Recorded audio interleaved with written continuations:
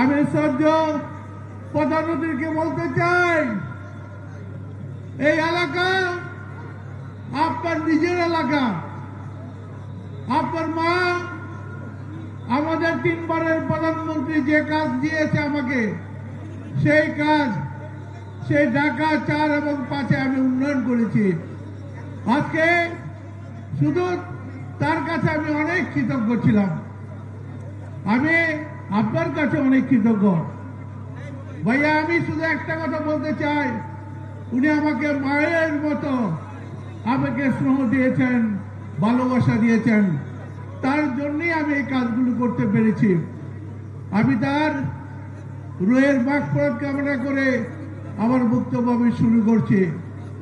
আজকে আমাদের নেতা, আজকে তারুণ্যের অহংকার যিনি, আগামী দিনের যিনি রাষ্ট্রনায়ক, যিনি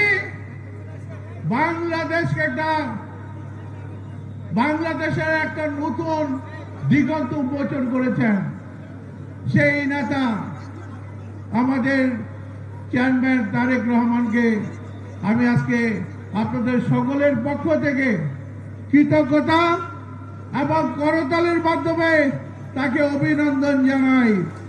শ্রদ্ধা এলাকাবাসী, আমি বক্তব্য দীর্ঘায়িত করব না।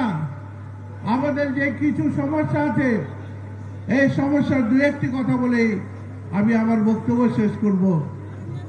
আমাদের সমস্যা জলবদ্ধতা। দেশনেত্রী বেগম খালেদা জিয়া এই জলবদ্ধতা দূর করার জন্য জাপানের জাইকা কোম্পানিকে দায়িত্ব দিয়েছিলেন। 3,500 কোটি টাকার কাজ জায়গাকে দিয়েছিলেন। জায়গা কাজ শুরু করেছিল কি ওই ফ্যাসিস্ট হাসিনা সরকার ক্ষমতায় আসার পরে এই কাজ বন্ধ হয়ে গেছে। আজকে একটু বৃষ্টি হলেই এই এলাকায় জলবদ্ধতার সৃষ্টি হয়। আরেকটি সমস্যা হলো, এই এলাকার কিছু অংশ খাস আজকে হয়ে গেছে। যারা বসবাস করছে তারা আজকে আতঙ্কে আছে।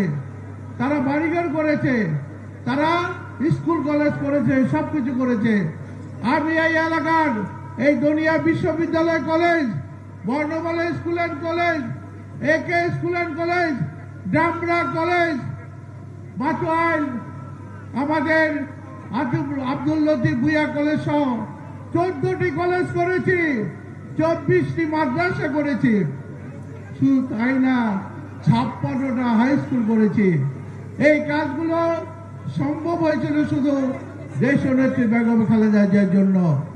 আমরা আজকে আপনাদেরকে বলতে চাই, ধানের শেষ উন্নয়নের প্রতীক, ধানের শেষ উন্নয়নের প্রতীক, ধানের শেষ উন্নয়নের প্রতীক না ভাই? আপনারা দেখান, ধানের শেষ উন্নয়নের প্রতীক, শান্তির প্রতীক, কল্যাণের প্রতীক ধানের শেষ, তারেক রহমানের প্রতীক ধানের শেষ। এই ধানের শেষে ভোট দিয়ে আমরা বাংলাদেশ জাতীয়তাবাদী দলকে ক্ষমতায় এনে আমাদের নেতা তারেক রহমানকে আগামী দিনের প্রধানমন্ত্রী করবো ইনশাল্লাহ। এই প্রত্যাশা রেখে আপনাদের সকলকে আন্তরিক কৃতজ্ঞতা জানিয়ে আমি আমার বক্তব্য শেষ করার আগে শুধু একটা কথা বলতে চাই। তানভীর আহমেদ আপনাদের সন্তান, এই মাটির সন্তান।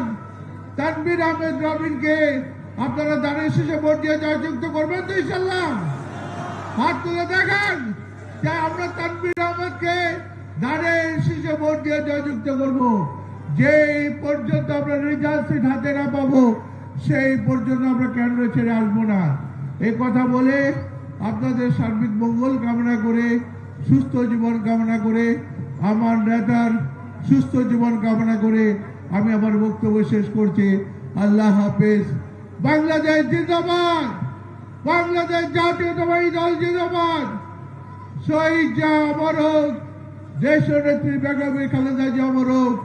তারুণ্যের অহংকার, আগামী দিনের রাষ্ট্রনায়ক, আগামী দিনের প্রধানমন্ত্রী আমাদের নেতা তারেক রহমান জিন্দাবাদ।